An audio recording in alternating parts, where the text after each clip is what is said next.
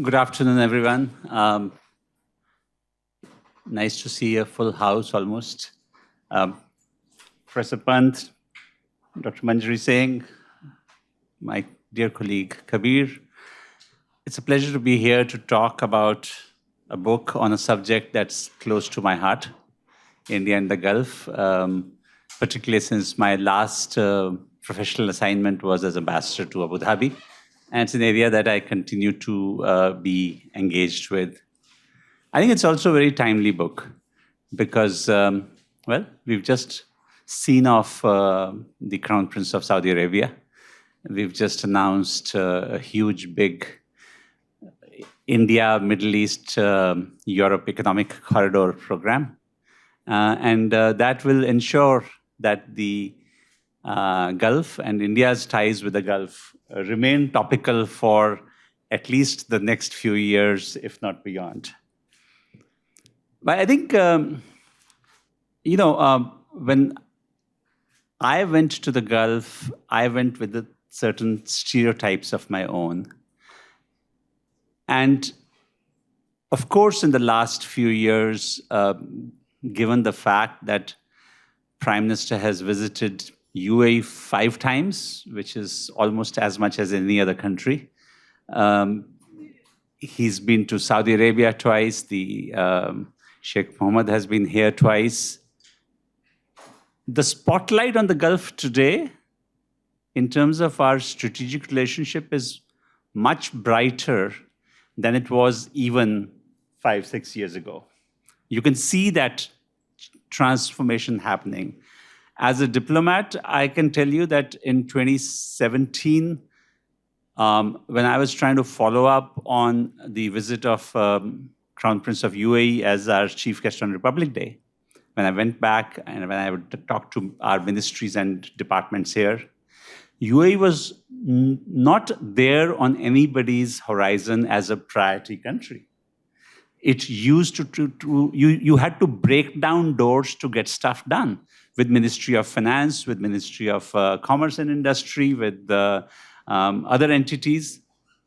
If they had genuine issues, even then to get them resolved used to be a real pain within our own system. Today, talk to our civil servants and by and large, the message has gone home that UAE is very important.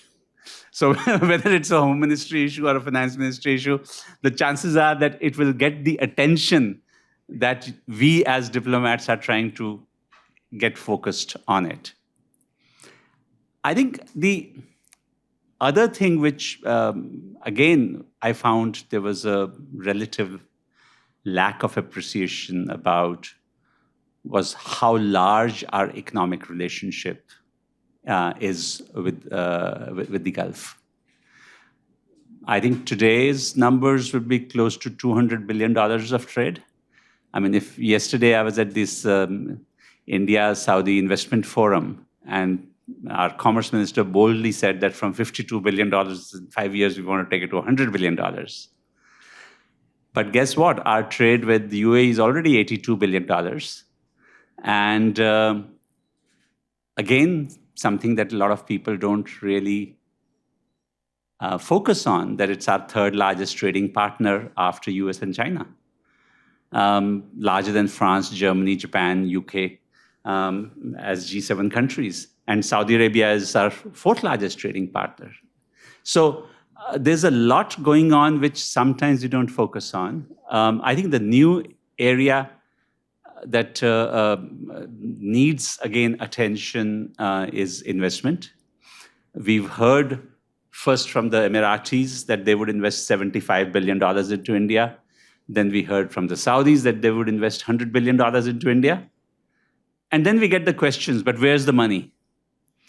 How much has come? And we forget that this is not a loan or a grant that is going to come into your central bank and be spent. Investment needs fungible, viable projects that will deliver a return on investment that is in line with the investors' expectations. So I can tell you that Abu Dhabi Investment Authority, for example, when they invested to Indian infrastructure, and they see it as a long-term sector, but a relatively volatile and risky sector, they would expect 14 to 15% dollar-based, dollar-denominated return on investment. Now, if your projects can't generate that, then obviously you won't get the investment. So I think there's a lot going on. I see new horizons opening up in defense, in maritime cooperation, potentially in defense co-production. And of course, we can talk separately about the Middle East, India-Middle East, Europe corridor. The great thing about this book and the region is that the speed at which events take place means whatever was written 2 years ago is partly out of date. A good chunk of the book, for example, talks about, or it almost presumes a Saudi-Iran rivalry and tension. And you can see that that's dissipated to some extent. But it's all the more important as you try to keep abreast with developments in a rapidly changing region to understand where we are coming from. Because the thing I liked about the book is it doesn't pretend that history started in 2014. It actually takes us back to previous years. And tries to bring out the idea that foreign policy is a continuum.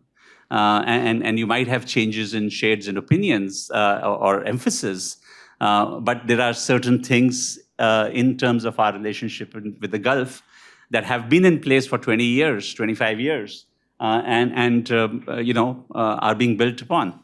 So with those initial remarks, let me hand the floor over to Professor Pant to talk a little bit more about the book and with the two contributors that we have who've put in chapters.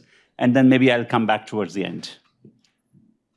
Thank you. Thank you, sir. Thank you very much for being part of this conversation.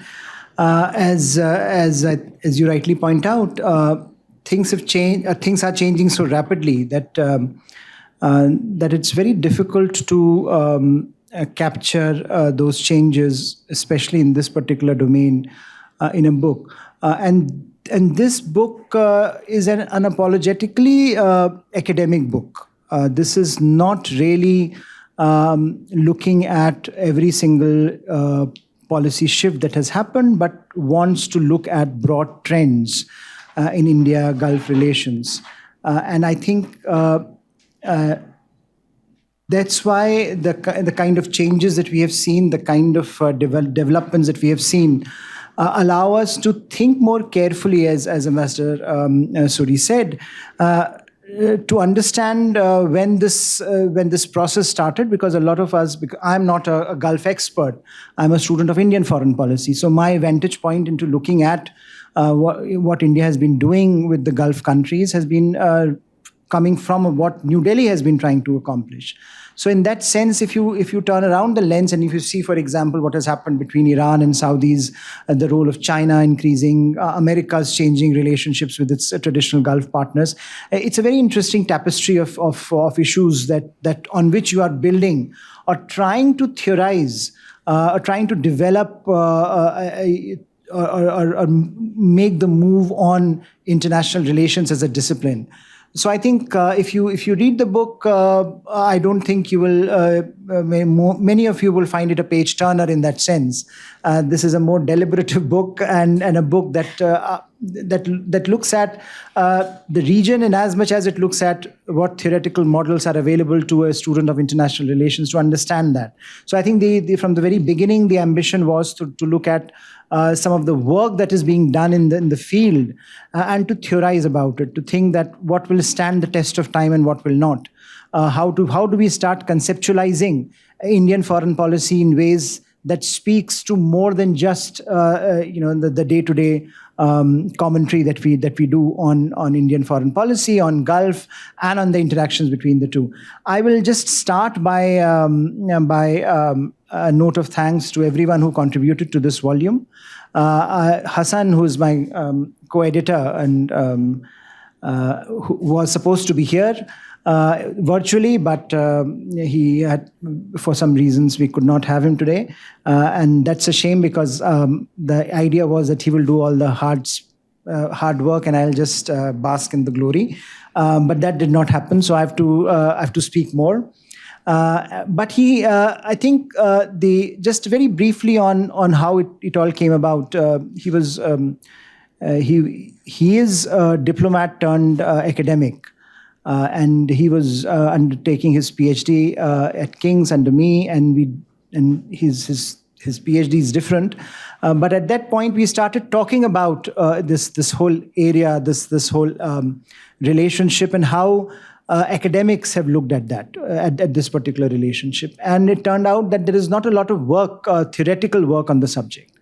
And as we started looking at what was happening, because his work was on India and the Gulf, the empirical realities, the policy questions, as we have been discussing, were changing rapidly. So it was a very interesting point at which you could take a step back and say, look, there is a lot of change with continuity happening in the region. What can explain that? What are the models that are available to us to explain some of that shift in the way we think about the region, in the way we think about Indian foreign policy and the interaction between the two? So it was born out of that academic inquiry, if you will.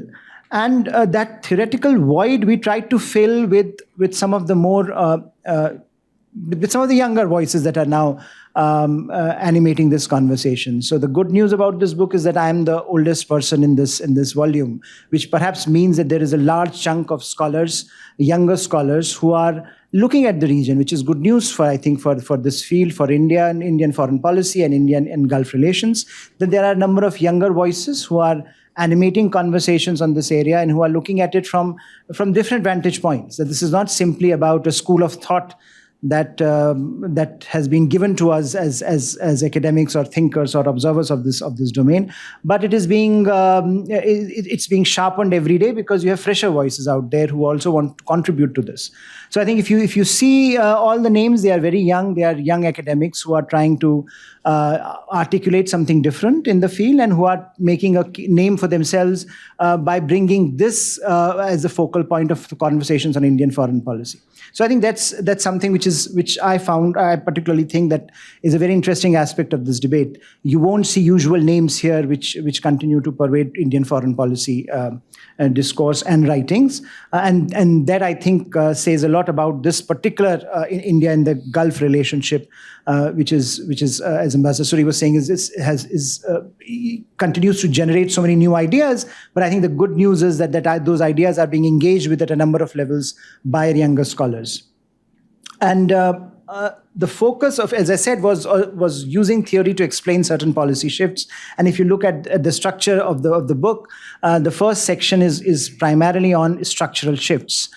Structural, whether these are regional structures, structural engagements among the actors, key global players, key regional players, how do they interact with each other, and what is the impact of those interactions on Indian foreign policy? How can we assess those impacts, the global impacts, global changes, regional changes, and their impacts on Indian foreign policy thinking and behavior? So I think that is the first section. The second section, which is more interesting perhaps in some ways, because that's a new area, where what is happening to the domestic contestations in India, domestic debate in India on foreign policy. So you have chapters on, for example, Hasan's chapter on how non-alignment is interpreted differently in the Indian political context, how it shapes Indian approach towards this particular region.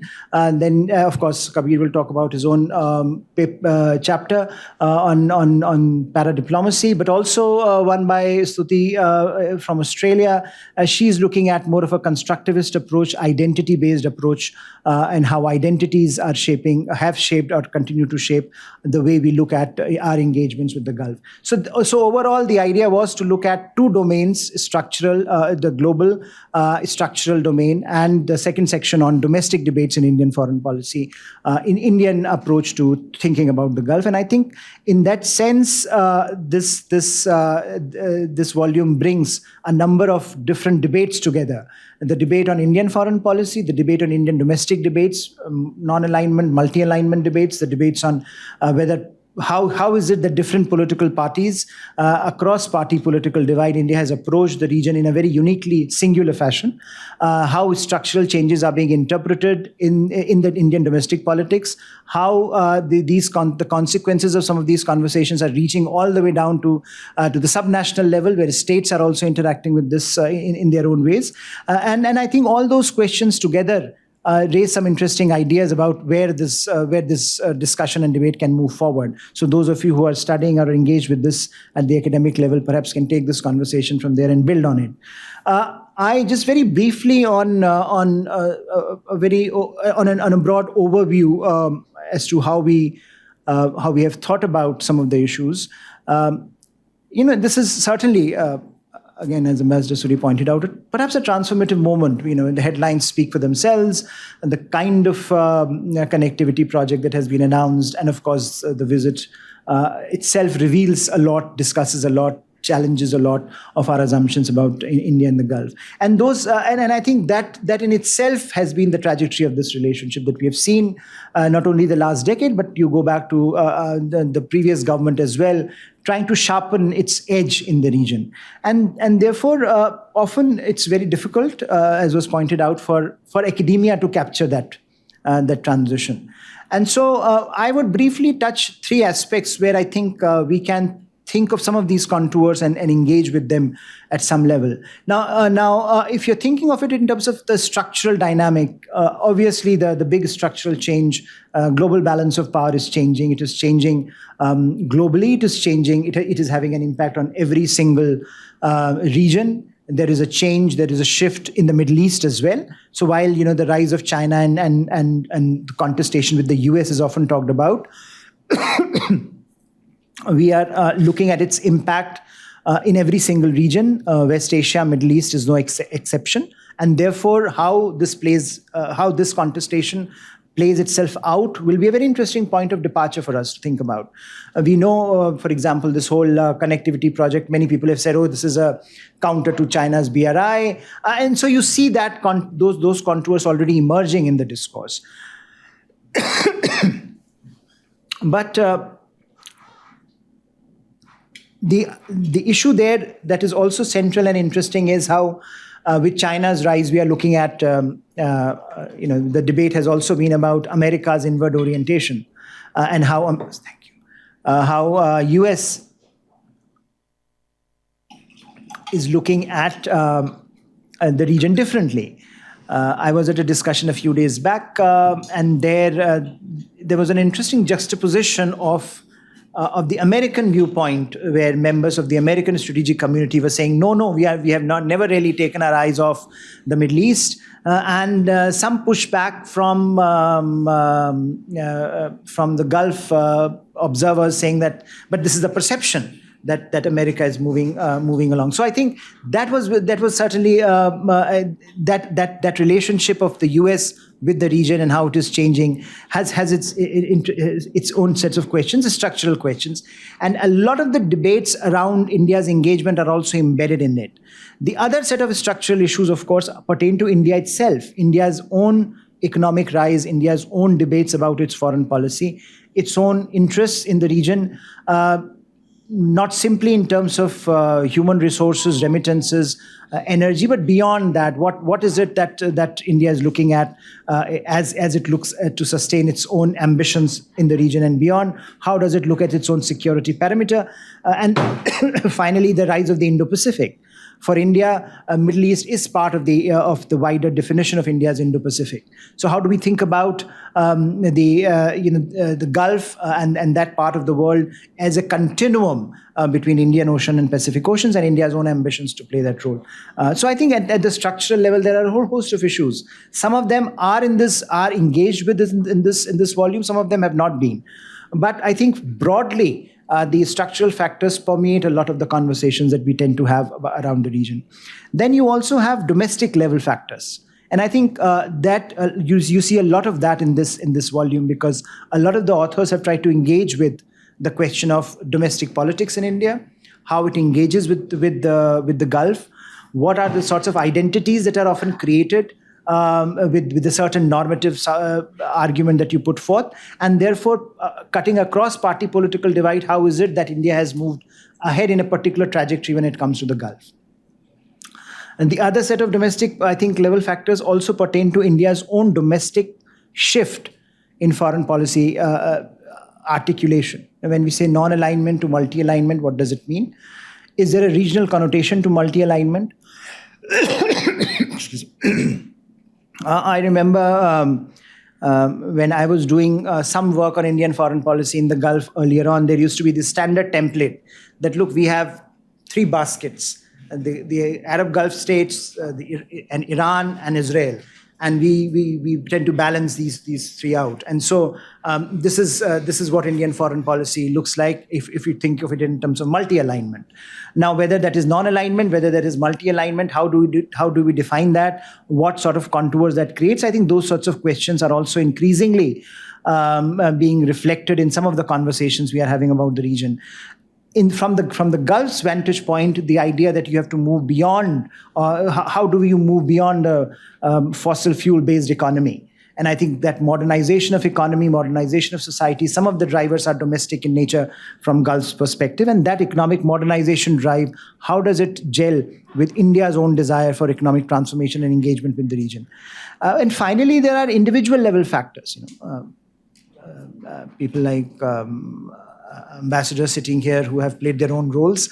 Beyond that, individual leaders, Manmohan Singh to Narendra Modi, all having a certain kind of an approach towards the region. How does that manifest itself out at the leaders level, especially for a region that is still dominated by strong individuals? And the generational change that we have seen in the Middle East, in a number of Arab Gulf countries, does that mean that a new set of priorities are being put forth? In some ways they are, but what does it mean for Gulf's engagement with the wider world? I think at every level, when you factor it out, you see a number of questions emerging, and for academics, those questions have academic merit because it allows you to look at which hypotheses to prioritize, which arguments to prioritize, which is more valuable, which gives you greater leverage over the questions you are asking.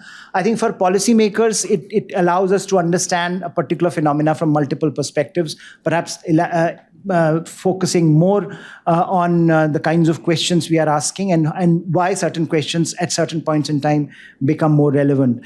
This particular book does not delve too much into the unit level variables. We have not looked at individual level contributions to policy making. The debate is, and the way it is structured is mostly between structural and the domestic level engagements. But those are the sorts of questions I think we need to be asking as academics, more and more about India's engagement with the Gulf. So in that sense, this book is an attempt to raise some of these issues, to answer some of these questions in ways that allows us to think more creatively about the theoretical underpinnings of the policy changes that we are witnessing. Some of those policy changes that are happening are too rapid for us to capture here. But I think theoretically, even as we look at the changing dynamic, those theoretical models certainly, if you are using them appropriately and correctly, they will continue to allow us to think of this relationship, think of this engagement in a way that gives us greater leverage over the kind of questions we are seeking to answer. So with that, I will end and let the two chapter writers speak for themselves about the chapters that they've written. Thank you. Thank you, Professor Pant. Because the book very clearly says theoretical perspectives and policy shifts, when I was reading the book, I was kind of reflecting on this, that how is this going to impact my work as a diplomat? And my preliminary conclusion was, it may not necessarily affect what I'll do, but it'll certainly enable me to explain better why I do what I do. But allow me to also acknowledge the presence of two distinguished guests that we have. Ambassador Dharmendra, who was not only our last ambassador to Iran, but also is the Dean of the Sushma Swaraj Foreign Service Institute and plays a stellar role in the diplomatic training of young foreign service officers, mid-career training programs, foreign diplomats, and a host of others. And I see a very old friend and mentor in Mr. Wajahat Habibullah, who has served in many a distinguished capacity. Dr. Manjari, over to you. Very clear instructions were given to us when we were writing this chapter, that, this is, I had already written articles on strategic partnerships between India and Gulf. But here the instructions were that this is not a factual understanding of the region. This particular volume will deal with the conceptual understanding of the region. So you'll have to manifest that in this book. And having been written on this subject from 2013 onwards, it was a challenge for me. Because when I looked at it, it felt that I'm writing something new. It felt that I was, dealing with the subject for the first time maybe. And I think that was a good thing that happened. Because I started reading on strategic partnerships, not just the strategic partnerships between the India and Gulf, but as a concept, strategic partnership. And what I figured out is that, even though no two strategic partnerships are similar, they are very different from each other. But what is the secret ingredient in all the secret partnerships, all the strategic partnerships? The secret ingredients are three. They are the context, the objective, and the components. So when we look at strategic partnership from these three ingredients point of view, we see that, the India and the Gulf relations, the strategic partnership is very different than what India has with Afghanistan or what India has with US. So that, I think, was a very important factor to, jot down in this book. And that is what I felt that I should be doing. When we talk about India and Gulf relations, we, like Ambassador rightly pointed out, that the relations have transcended in a very, beautiful manner. They have transformed really.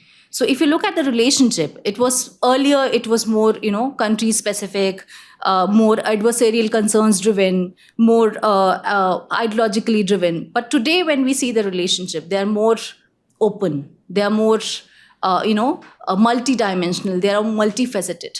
So that kind of change, when we look in the relationship between India and Gulf, it gives both India and the region much more scope to sort of, understand each other better.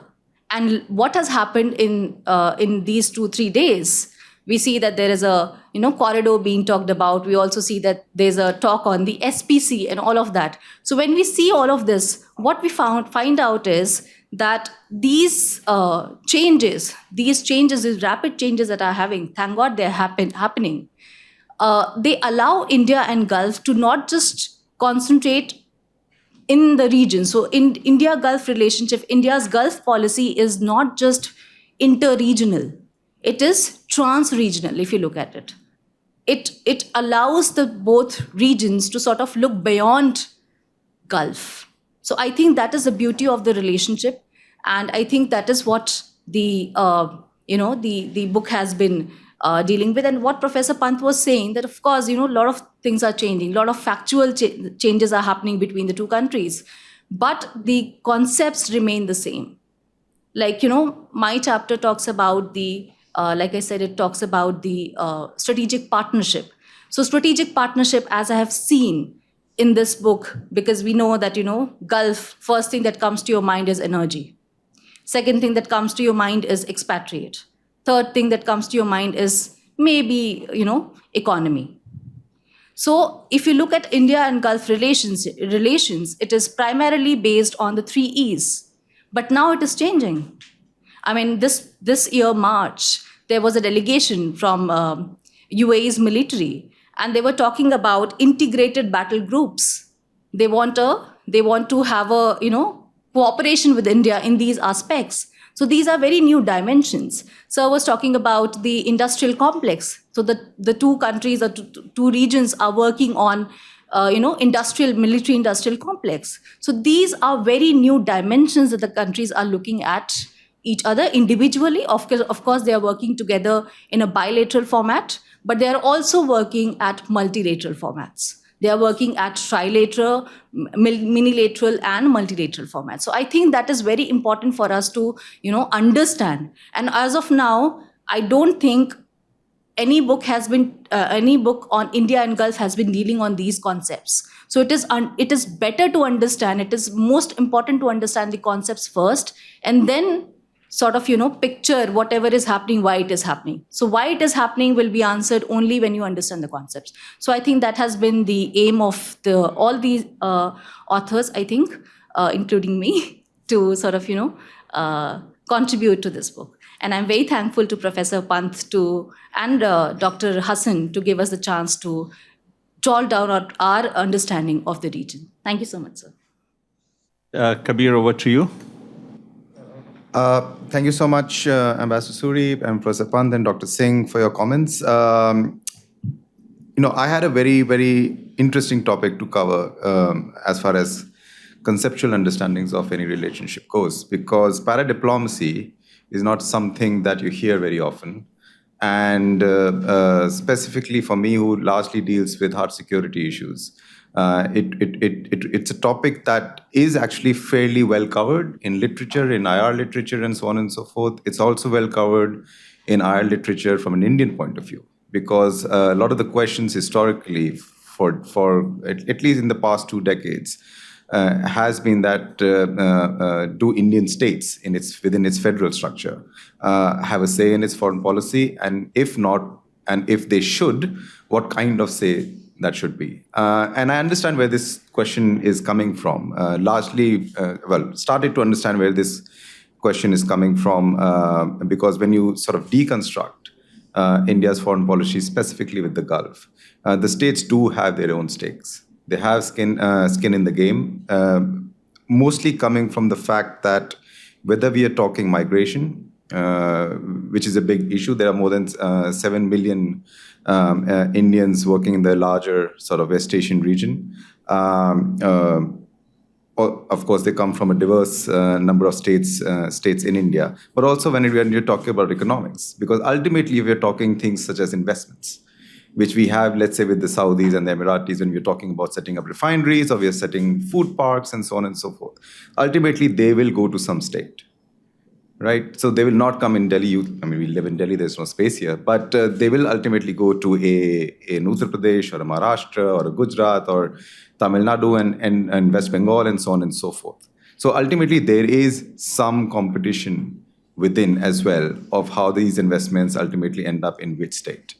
Now, of course, from a paradiplomacy point of view, in India, of course, foreign policy is a central issue and is dealt with in a centralized structure through the MEA. But when Prime Minister Modi came to power in a couple of years ago, one of the things that he mentioned at times in passing was the possibility of looking whether states should have a bigger role in foreign policy decision making. So that, of course, raised questions of will that be a departure from the way foreign policy has been conducted here? Because even if you see the India-Gulf dynamic, as the previous speakers have highlighted, that it's been rapidly changing, right? So from an economic point of view, from a geopolitical point of view, and that almost always happens on the back of rising economies. You need that economic backing, you need that economic growth for these kind of structural changes to take place. So, and that growth is, of course, not just in India, right? That growth is happening in West Asia as well, as we see it. As mentioned before, we largely talk about oil, for example, from the point of view of India's relations with the Gulf region. But over the past couple of years, if you see the numbers on container traffic, just container traffic that's not necessarily going to the Gulf, but as Dr. Singh said, is going to sort of third regions from the Gulf. It has exponentially increased, making the Gulf as a central sort of trade route beyond just what we have been talking about, the IEEC and so on and so forth. So already existing infrastructures. If you see air freight coming from Asia, going to Europe or going to Africa, again, a big chunk of it actually transfers through airports in the Gulf today. So there has been these fundamental economic shifts that are driving a shift in thinking, that how can sort of be countries adapt and how can countries make new designs in foreign policy to take these relationships to new heights. And of course, paradiplomacy is one of those thoughts that you allow the states a bigger say in how they deal with other countries. And there have been some very interesting examples that I came across. As I said, paradiplomacy, as far as literature goes, is quite deeply covered, even from an Indian point of view. When you can go back to the non-alignment movement era, when we were talking about a little bit more of a liberalized trade structure with a country like Egypt, for example. But if you see it today, we have come across instances for when there were floods in Kerala, and the UAE tried to give aid to Kerala, but tried to do it directly.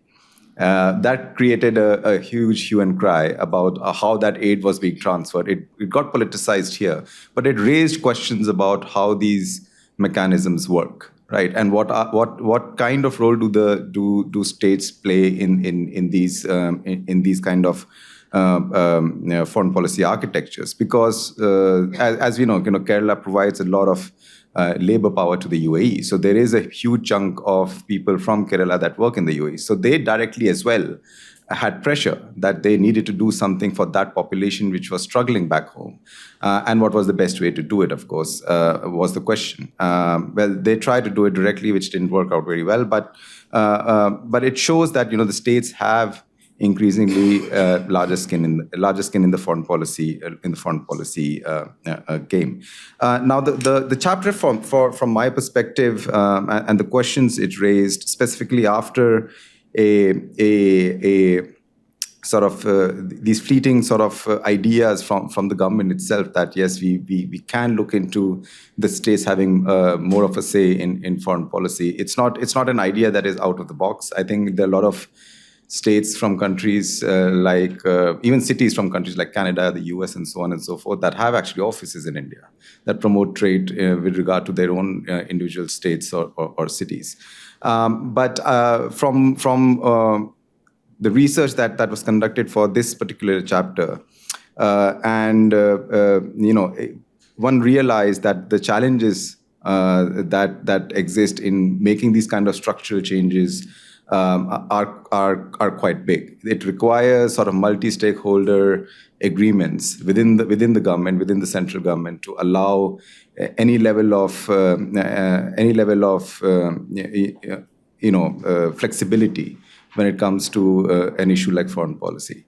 Especially looking at it from the Gulf perspective, it was really interesting because it's not just about the human, the diaspora connections. As I said, as the economies are growing of both sides, they quietly, I think, demand much more flexibility in how to deal with these kind of issues, especially on economic issues, and especially on issues such as land. We have seen, for example, discussions based around setting up of refineries, both with the Saudis and the UAEs, and often land has been the stumbling block, which automatically, of course, means that the state where such projects are envisioned for already have significant interest, whether it comes to job expansion or setting up new jobs, or what kind of push that investment is going to bring into the state's economy, and it's vice versa as well. I mean, if you see from the trade corridor that has been discussed since yesterday, a lot of it, as Professor Pant said, has been constructed around like it's an answer to BRI, and it's an answer to sort of the projects and the designs that China already has set up. But ultimately, we can also look at from another aspect, that it is something that can be constructed in a manner where it's not just about shifting one container from Mumbai and shifting it to Greece, or shifting it to a port in Europe. You can create sort of manufacturing designs, you can create sort of manufacturing facilities in each of these countries as part of it. So that when you're talking about supply chain diversification, let's say away from China, it's not just about setting up a facility at one place and moving it to the other. So and this kind of thinking is of course easier in these constructs like the IEC, because they are different sovereign states. But ultimately, the ideation of a bit more liberalized or a bit more eased out view of both foreign policy, diplomacy, to allow sort of a little bit more space for a country in a country like India to get states a bit more involved would actually be beneficial. Now, my final sort of thought on this was that it's probably not feasible to do. And it's not something that I expect to happen anytime soon. But as an academic work, it shows that while it may be a very bold thought, that the possibility is still there in the future, maybe, that it would actually help and can help as far as economic policies go. So I'll just stop there very quickly. Kabir, Professor Pant, when he spoke with me, he said that since he's the editor and the other two are contributors, the onerous job of critiquing the book must be left to me. So I'll try to be as gentle as possible. I meant you to be gentle. Well, with the editor sitting next to me, I have no option. Look,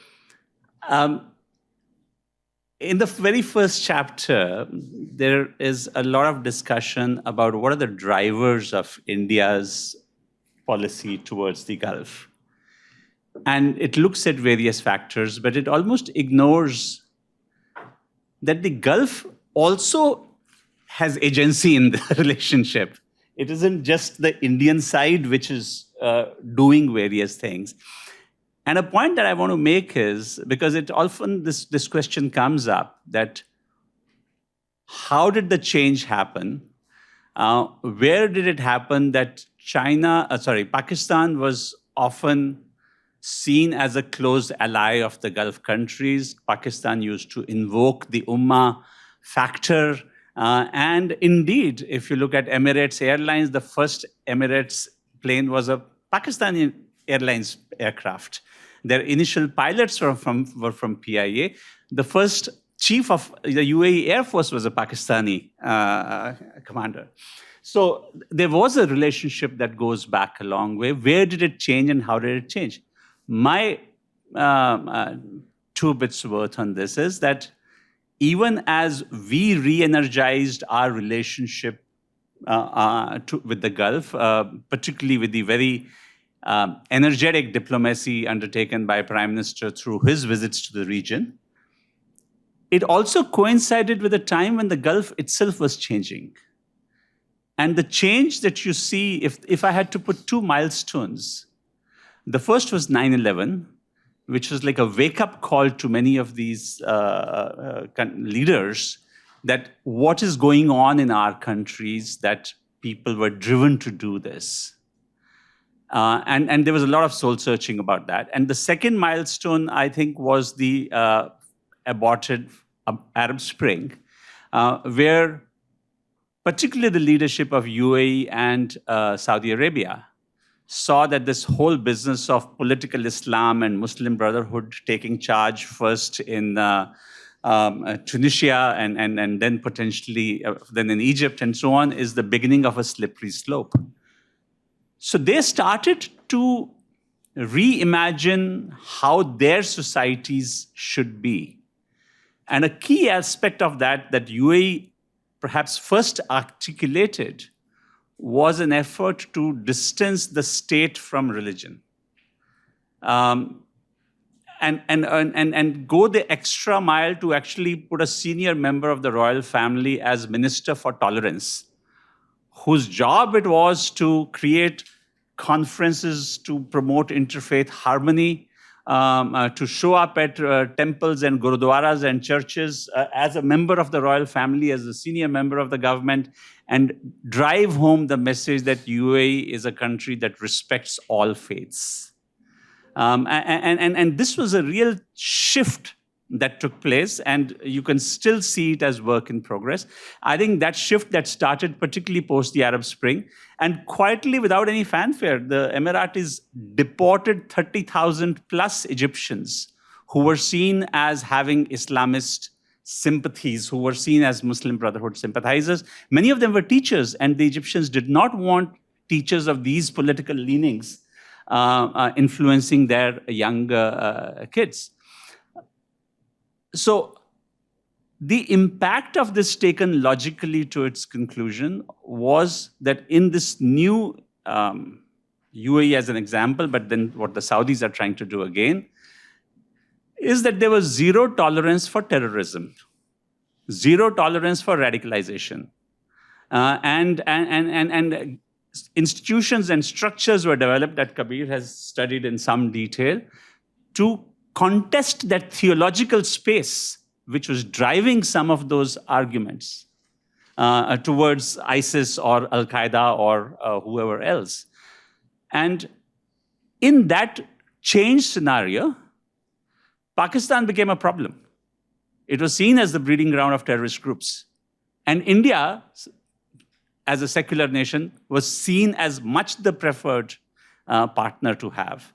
So while we were pushing from our side for a better relationship, there was also the pull factor from that.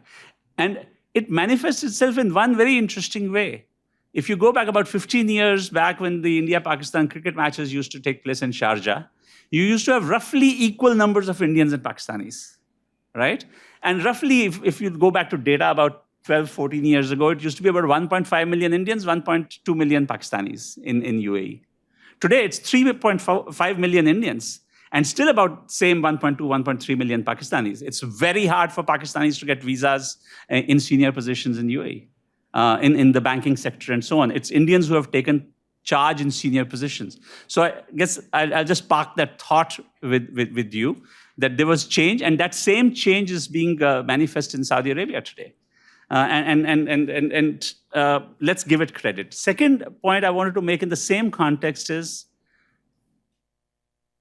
we should now start putting less of our effort into studying Pakistan in the Gulf and more on China in the Gulf. This is the new game in town. We need to understand it. We need to have very clear perspective on not just what China has been doing in Iran for the last 10 years in terms of finance and technology and drones and everything else, but increasingly, what are they up to in Saudi Arabia in defense and strategic areas, including possible nuclear collaboration?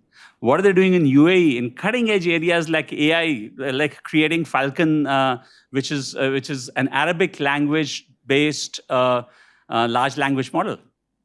So there is stuff happening behind the scenes which we don't even understand yet. And I think it's imperative that we start focusing on that. I think in the second chapter, there was a factual error which referred to inclusion of India in OIC. And I just want to set the record straight, that there was a one-time episode, which I happened to be very closely involved in, where the Emiratis were going to host the OIC foreign ministers meet in Abu Dhabi on the 1st of March 2019. They extended an invitation to Mrs. Sushma Swaraj as External Affairs Minister to come. They coordinated very closely with us. We kept it under wraps. And it was only, I think, on the 25th of February that an announcement was made that the chief guest would be Mrs. Sushma Swaraj, and in Pakistan all hell broke loose. And there were tantrums thrown as usual, but the Emiratis didn't buckle down. And yes, Sushma Swaraj came, and she was put on the high table, and she addressed the foreign minister. And the Pakistanis walked out from the meeting, leaving that session. Their own place was empty. But I think we need to think through. Yes, the Emiratis invited. Yes, we went. But why? What was the point of it? Do we intend to become members of OIC? Do we want observer status? If we have the second largest Muslim population, is that something that, in the word, or third largest Muslim population in the world, is that something we want? Is a government with the current complexion comfortable with that particular idea? If not, then why? So I think there are a lot of questions that, to my mind, need answers. And I don't think anyone has actually looked at that particular February-March period in 2019 when Pulwama happened. And after that, there was a fairly insistent Saudi-UAE effort to mediate between India and Pakistan. And I think perhaps going forward, scholars who look at the region should look at what were the drivers for that, and whether they achieved anything or not. On the chapter on strategic partnerships, I actually didn't understand why there's so much focus that has been put on Atmanirbhar Bharat as a placeholder, and certainly I was confused by the references to the anonymous A, anonymous B, anonymous C, anonymous D, who have been quoted, particularly anonymous 4, who says, we must have exclusive defense strategic partnership with the Gulf. Ghalib, behlane ke liye khayal acha hai. But, from what perspective are we claiming an exclusive defense partnership with the Gulf? I don't get it. And the notion that it is to prevent a potential Chinese blockade, the logic kind of eludes me. Same thing in the next chapter is about domestic political factors, the Muslim factor in our demography as a major influencer of our foreign policy decisions, including amongst Muslims, the Shia-Sunni factor in terms of our relationships with the region. We grew up with this mythology. At least I did when I was in the Arab world in the 80s, that what would happen. In 1991, Narasimha Rao's government established relations with Israel. The sky did not fall. I do not recall any major protests. So were these ghosts of our imagination? Were we overstating the factor of religion as a determinant of our foreign policy? Because everything that we've done since 91, at least, and so we can now say we have 30 years of experience, seems to show that we are perfectly capable as a country and as a diplomatic service to manage multiple relationships at the same time, and without getting tangled in one or at the expense of the other. So the Prime Minister can go to Tel Aviv and he can also go to Ramallah. We can have equally good relations with Iran, and we can have with the Saudis. And I think that's a success of Indian diplomacy. So I would just want to, the very interesting thesis by Hasan in particular on this subject, to contemporize it. It's one thing to look at the Gulf War and how the party in power at that point was acting and what were how they were being driven on this. But is it valid today? On also the point in Stuti's paper on diaspora, and she makes a very legitimate point that there's a concern and welfare of diaspora is something that has continued from Vajpayee to Manmohan Singh to Modi. governments. And that's fine. But I think there's a second factor that's probably been missed out. When the Ministry of Overseas Indian Affairs was created, it was very Kerala-centric. You had Vaila Ravi and E. Ahmed and so stalwarts of Kerala politics as the ministers, and it was almost as if it's an extension. The Malayali community in the Gulf is an extension of our foreign policy, and it sent very mixed signals. I think now we've overcorrected to the other point where what we are getting is offshoots of the overseas friends of BJP. And these are springing up in all the countries with very active branches, getting solid support from the BJP's diaspora setup. And I shudder at the thought of NRI voting. What will happen if the 3.5 million Indians in UAE and the 2.5 million in Saudi Arabia are given voting rights? Do we see our politicians campaigning over there in countries that are not quite democracies? So you might have a bit of a situation on your hands. So I would just hope that people think this through. There was a strange reference that, quoting somebody, that Indian diplomats are working to increase the number of migrants and the remittances and are not really concerned about welfare. I think that particular, I think number of migrants is defined by demand and supply, really. It's not something that diplomatic missions actively promote. But we do engage, and we, particularly after Mrs. Sushma Swaraj kind of positioned herself and the diplomatic missions as the first port of call for anyone in trouble. The nature, our diplomatic missions' approach towards especially blue-collar workers certainly transformed. And we must eternally give credit to Mrs. Sushma Swaraj for really single-handedly driving us to become a more compassionate diplomatic service in terms of the interests of the really the poorest of our blue-collar workers. And that's something, if I can give you an interesting anecdote, in 2018, I think there was a UAE amnesty for people who had come illegally or overstayed their visas. And so we immediately got into the act, and we got set up call center, and we set up the systems to get these people to come and report and give them documentation and so on. And we started getting lots of calls.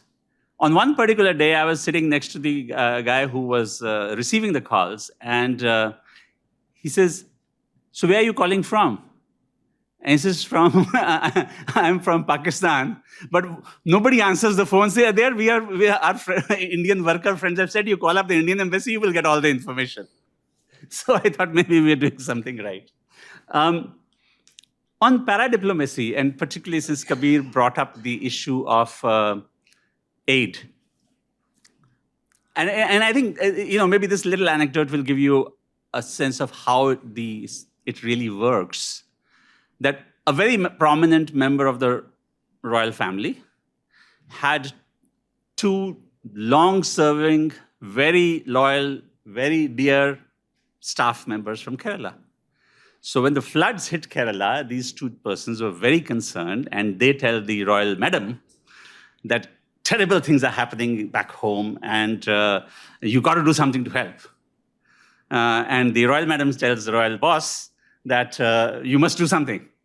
And ergo, the announcement is made without actually a consultation happening with Government of India, which by then had long-standing rules that we do not accept official development assistance from any country. You can give them to private entities and so on. And certainly for a state government to directly receive foreign funding was something beyond the rules that we had in place at that time. So the second dimension which Kabir has, I think, looked at briefly is in these countries in the Gulf, because we have such a large diaspora, you get a lot of ministerial visits from Kerala in particular. Now, the government of India has a rule that state ministers or anyone traveling at a ministerial level needs something called political clearance, so that your visit is for an official purpose. It mostly works, except for Kerala, because Kerala ministers in their head don't think they are going abroad when they are going to the Gulf. They really see it as an extension of their jurisdiction. And so functions for which I would not send a first secretary to, for example, inaugurate a new wing in an Indian school in Sharjah, might find a Kerala minister there, because it works well with constituents back home. And one final point, I was asked to say something about this Middle East, India-Middle East corridor. Let me make three quick points. First, the genesis, as I understand it, lies in I2U2 and the initial statements that came about establishing strategic transport links. This was very clear in October, and I had done a paper at that time on the subject for ORF. The second, and nobody paid attention at that time, even though the Israelis seemed to be singularly enthusiastic about it, and even started talking about a peace railway line and a peace corridor and things like that. Obviously seeing the regional political dimension of it as much as there is an economic dimension of it. And then out of the blue, you had the NSAs of India, US, UAE, and Saudi Arabia meeting in Riyadh in May this year. And you started hearing about this project. And then Jake Sullivan started making throwing various hints, leading up to the announcements that you had 3 days back.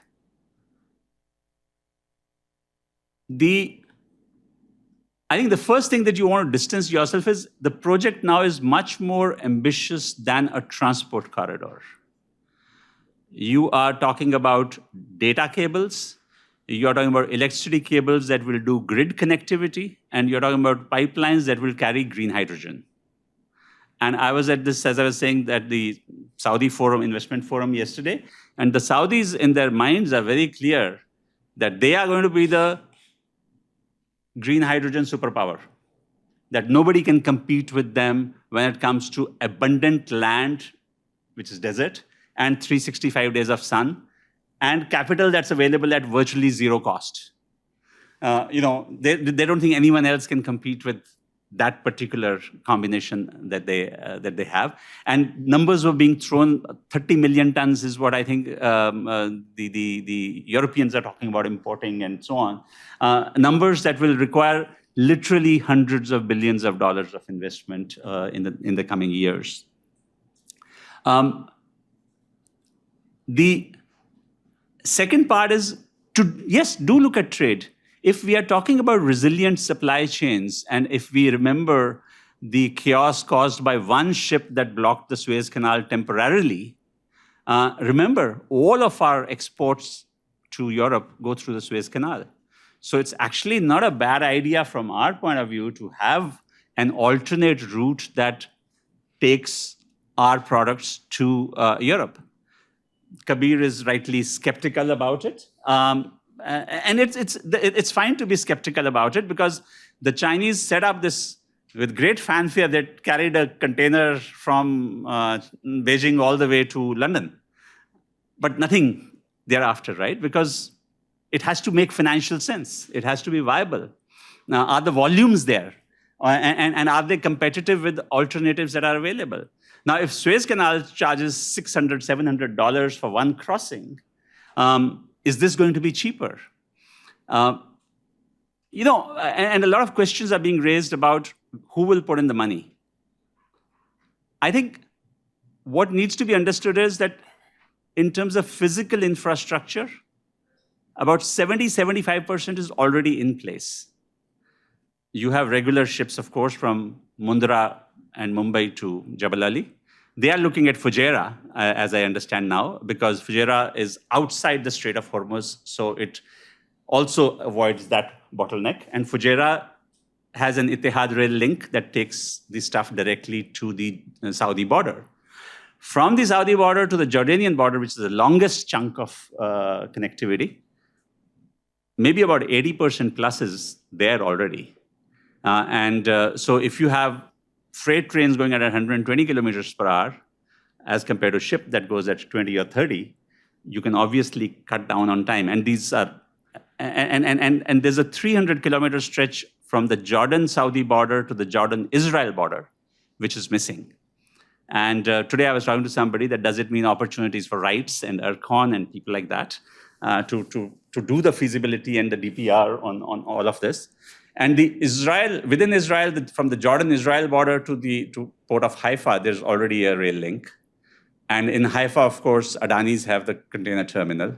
So, a lot of the infrastructure from our perspective is in place. And from Haifa, you could ship it to Marseille in France, to Piraeus in Greece, to Italy, any of the big transshipment ports, and then it can reach anywhere.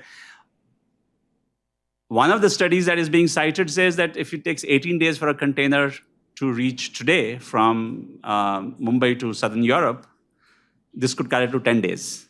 So a 40% time saving. I think a lot of work will have to be done in terms of standards, regulations, the interoperability of the rail networks, from the port to the rail back to port. But none of this is rocket science. It's easily doable. And if you have UAE and Saudi Arabia on board, then financial resources are not going to be a big issue. So I would just say that think of it as a connectivity corridor, not just as a transport corridor. And you might see it having much larger implications, which are the ones that the Israelis are getting excited about. Let me leave it at that. Briefly, thank you, Ambassador Suri, for a very important and very interesting set of points that you've raised. I think there are 3 or 4 things which come out of the kind of conversations we have had. One is, I think the sheer scale of ambition. You talked of the ambition that is being projected by this particular project, but I think this is the story of India-Middle East relations at the moment. There is a lot of ambition there to do different things, to do things in different ways, and to produce more productive outcomes for all sides, which was not the case before. So I think that's across the board you see that happening. The second issue is, which you rightly point out, is that Gulf's agency in shaping India-Gulf relations. That is, of course, a given. In some ways, given that this book is written by Indians and by mostly Indian foreign policy scholars, you would see India being the focal point of attention. But certainly, I think what Gulf is doing and how Gulf is changing and what is happening in that part of the world clearly is a story of its own, which perhaps has had bearing on our relations and how they have panned out. Very valid point about Pakistan and China equation.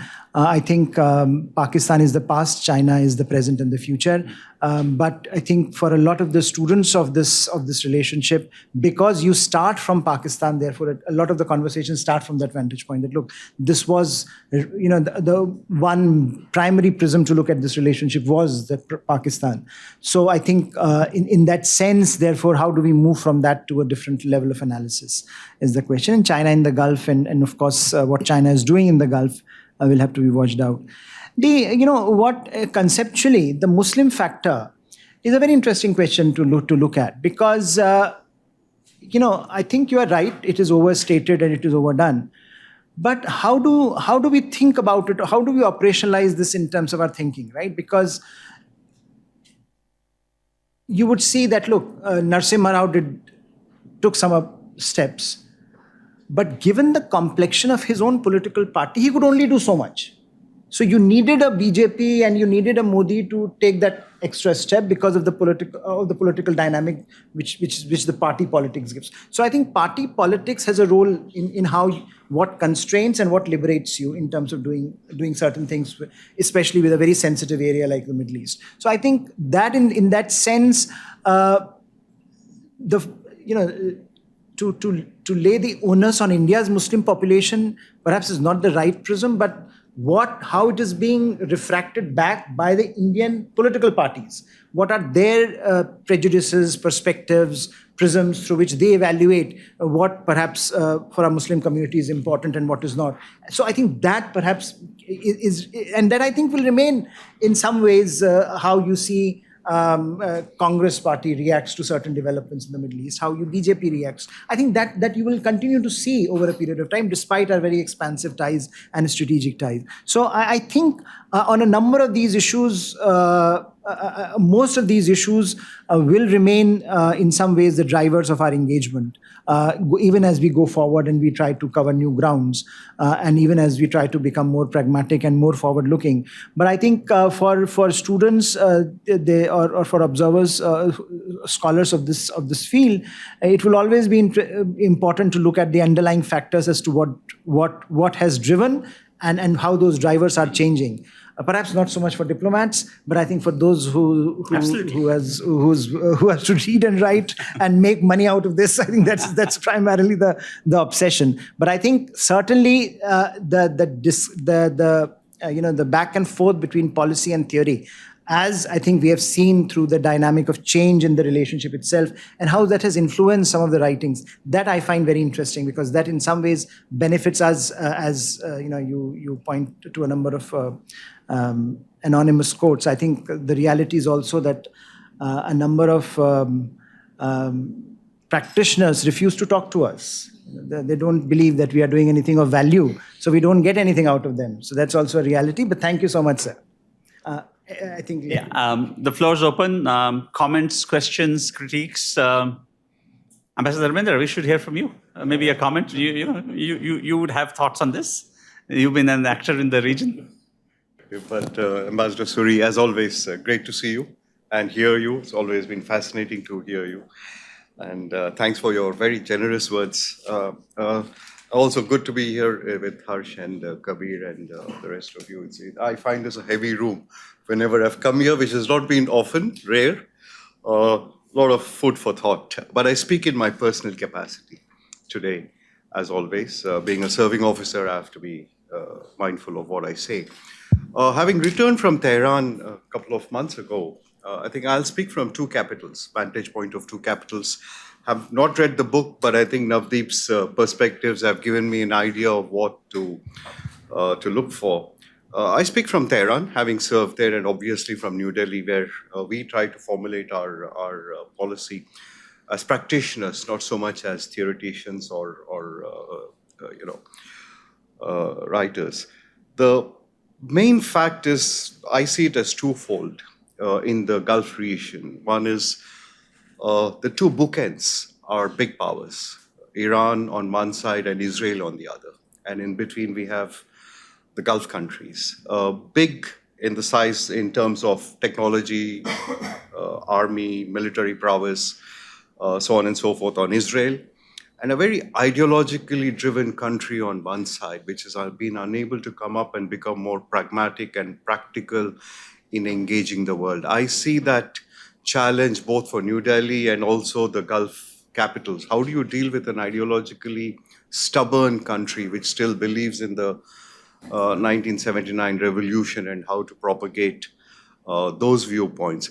There are divisions taking place in Iran, and we see that being papered over by the leadership, particularly the opening up to the Saudis. I think that's been a big, big achievement, which should gratify a lot of us, particularly in New Delhi, because we've been trying to explain what is I2U2, how do we deal with Israel, how do we deal with Saudis, because the Iranians somewhere are still a little difficult to penetrate on these issues. So that opening of embassies, now accreditation of full plenipotentiary ambassadors, opening of the Saudi consulate in Mashhad on the borders with Afghanistan, all important gestures which I believe will have medium term, definitely short and medium term impact. In terms of the regional fissures, I think those still remain a black swan. How do you address the large Shia minority in Saudi Arabia, Shia minority in Bahrain? These are playing out to some extent in Iraq, where we have the Sunni Shia challenges. Let's see how the Saudis and the Iranians resolve these issues. UAE has been a very big driver of trying to bring in Iran. And one of those, I think one of the triggers for that driver has been the Iranian nuclear program. I think we cannot ignore the speed and direction that program has taken in the last couple of years, particularly since Trump withdrew from the JCPOA. An inflection point came in last quarter of 2022, when the IAEA discovered upwards of 80% particles, uranium particles enriched to upwards of 80%. I think that inflection point accelerated Saudi efforts to normalize relations, and the coincidence has been Iran's efforts also to say its neighborhood first policy. So we see a very leadership-driven initiatives, both from the Iranian side and the Gulf countries. These are not structural based, but as Ambassador Suri said, definitely transformative. Within Iran itself, there are domestic factional groups, and herein where we have to look at China very carefully. There are large segments of China,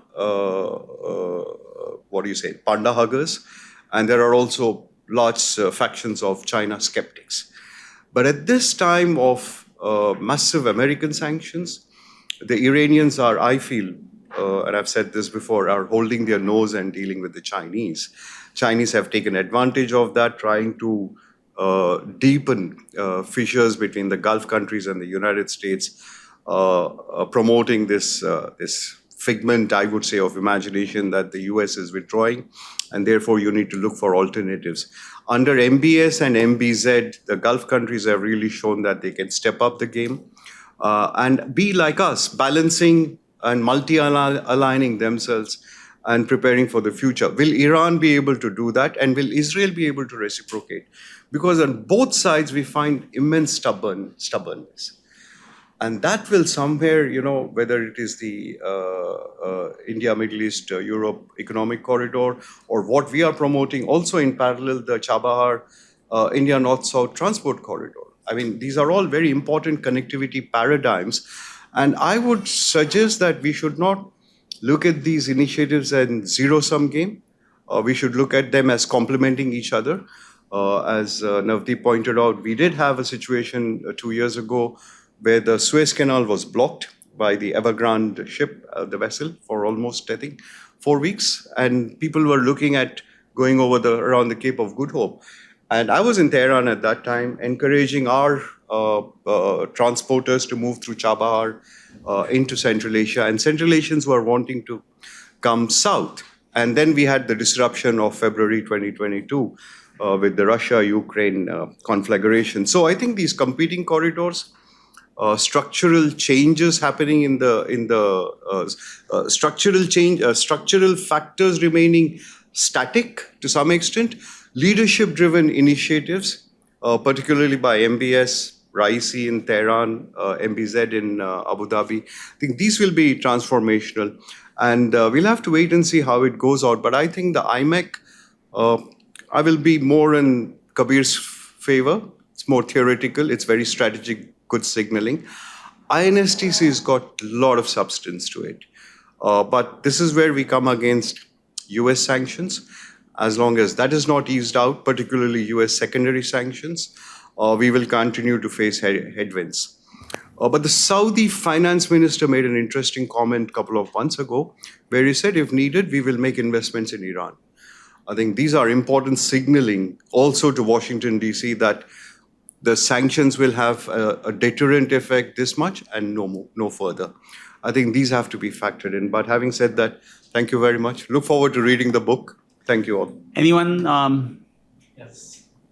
So, sir, you talked about the Middle East-Europe corridor, and we know, I mean, we've seen so much in the Western media about this corridor being a counter to the BRI, etc. Now, frankly, I don't believe that. But given that this is such a major infrastructure push by so many other major countries coming together, how do you think the Chinese would perhaps view this?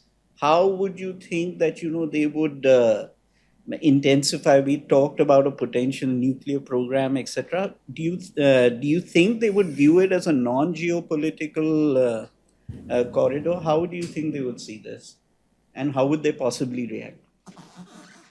I'm hardly a China expert, but let's take a couple of questions and I'll try my best to answer. But please, Professor Pant, you are the resident I guru. will follow you.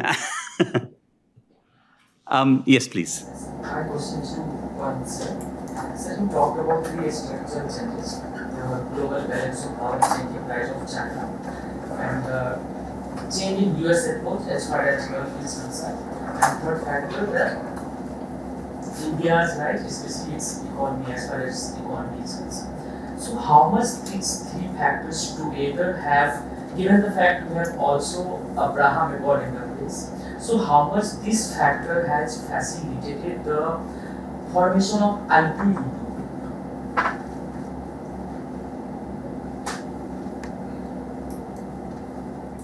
Okay, one more question, yes? Yes. So just amending to the first question that was asked with regarding the India, Middle East and Eastern Europe corridor. So with launch of this agreement with this corridor, do you see will there be any tilt in the position of Middle East toward Eastern Europe, or will they stay towards India and the US?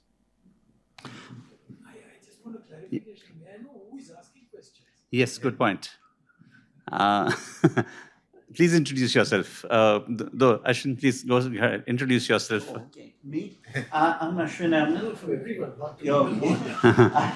I'm Ashwin Ahmed. I'm the opinion editor for Strat News Global. Myself, Tanishq Mohan, student of Political Science Honours from University of Delhi. Good, nice. Yes, okay, last one. Evening everyone. So my name is Anisha Sharma and I am pursuing MA Political Science from Delhi University. My question is that usually we see that global coverage of India is not in favor of India.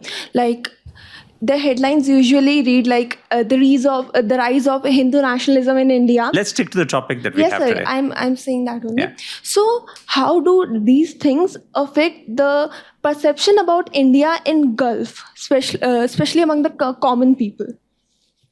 Look, on China's position, I think they will have no reason to be excited about the corridor. They will try to probably put cold water and say it's a non-starter, accentuate Kabir's skepticism about it.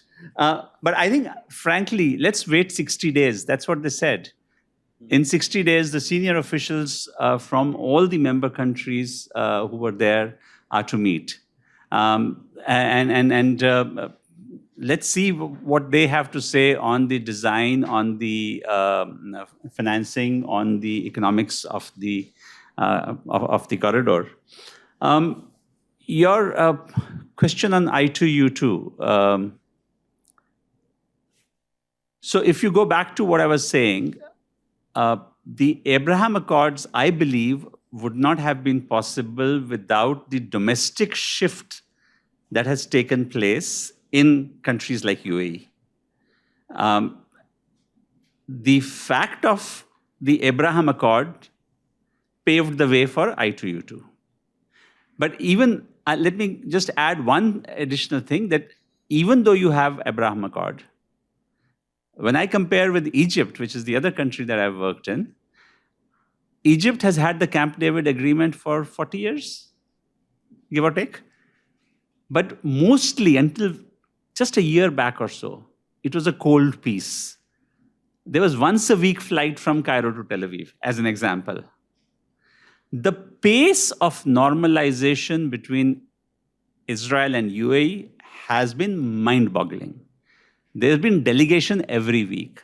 There's a daily flight from Dubai to Tel Aviv.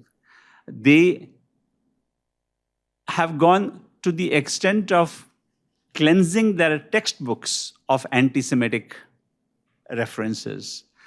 There's now a chief rabbi in Dubai. They've done certification between the relevant agencies on kosher food. And in Burj Khalifa, there's a kosher restaurant. That's remarkable. Most of us who've lived in the region, maybe 5 years back, would have said, no way. Even if you have an agreement, it will be a cold kind of agreement. On the young lady's question on media coverage, look, one is we live in a world where there are no borders to transmission of information. Even if the Western media, and often the target is the New York Times or the Washington Post, even if they did nothing, there's enough that comes out on social media which crosses borders. I think the question that I see as more material is when we have nasty incidents in our country targeting the Muslim community, a lynching, an attack, Nupur Sharma, or whatever. What is the impact of that? And we don't need the New York Times for that. Our own social media warriors will make sure that everybody gets to hear it. And while government-to-government relations are resilient, they are based on national interests. At the popular level, there is a disquiet. There is an erosion of Indian soft power. People do start commenting, hey, what's wrong with India? Aap to aise na the. So the impact on India's image is real. And I would encourage somebody to go back to, say, Twitter on Nupur Sharma and see how our own right-wing trolls amplified everything to a point that it was destructive to our national interests. And so I have often made this point that it's quite remarkable that you have a prime minister and a government that has invested immensely in our relationship with these countries, and you have elements from the same ecosystem which are undermining those very legitimate accomplishments. So on the IMEC, the various competing corridors, we'll have to keep that in mind. But also the growing skepticism on the BRI model is giving an opportunity for clients, the states to look at alternate transport connectivity models. There is a Turkic East Corridor, Turkey through Azerbaijan, that explains the Armenia-Azerbaijan corridor also, because conflict, because if that geography is resolved, then Turkey can go all the way to East Turkestan, the western borders of China. Pakistan, Iran, and Turkey have already completed one round of their train system, but again, just a signaling messaging system. Turkey has responded to IMEC saying they'll still hold out. So I think Navdeep's point, in 60 days, we'll have to see what happens. China's own economic headwinds, the kind of difficulties they are facing through the over-leveraging of the real estate scenario, talk about a Japanification of the Chinese economy. Those factors are also being read by everybody. These are not being seen in isolation. I think I wanted to also touch upon some of those issues. That look, there is something happening in China, which is also, and if you look at the stakeholders in this project, they are very interesting. America has a different role here. We were talking of the US-China balance in the Middle East, and here America is trying to reassure its partners in the region that they are there. Right? For a lot of the criticism of Biden was that he's hands off, he doesn't want to engage the region. So now he's saying there is nothing directly for America here, but America is leading this project. So in that sense, I think this is a message from American side. India, of course, is trying to break out of its own connectivity problems. Middle East, again, reading the signals that, look, you can't put all your eggs in Chinese basket. So you have to figure out a way of also responding to some of these challenges. So I think, again, let's see what happens. But there is no dearth of ambition there, and it makes strategic sense. And in this day and age, when there is geopoliticization of every aspect of our international relations, then I think it is very normal that a lot of these things will be looked at through that lens, including the connectivity and corridor that we were just talking about. On structural factors, look, structural factors explain a lot. They do not explain everything. But that, within those structural realities are embedded the domestic and the unit level engagements as well. So whether you are looking at it, the balance from a global balance of power or the regional balance of power, what has happened as the societies have changed and as they are trying to recalibrate their response to each other in the region, I think that is something that you will see in the state responses as well. And therefore, you are looking at a region which is both changing within and is responding to changes outside. And I think that combination of changes itself is producing all the flux that we have been discussing, that Ambassador Suri was pointing out, that there is a whole host of issues that are happening. Now, in order to respond to that, you need some structures. I2, U2 is one of those structural factors, structural outcomes that may or may not work, but I think it has already produced something in the realm of ideas, which is quite interesting. So I think we are at the beginning of something. It's often said we are at an inflection point and this and that. But certainly, I think things are turning in a direction that a lot of us are still trying to struggle to come out, understand at this point. And therefore, with that. This book again is not an explanation of every damn thing that is happening in the Middle East. This is simply a very scholarly attempt to look at the struggles that as scholars we undergo in studying a particular geography, and especially India's engagement with the geography. So some of those ideas are out there, and it is for you to take whatever you want from this. Thank you so much.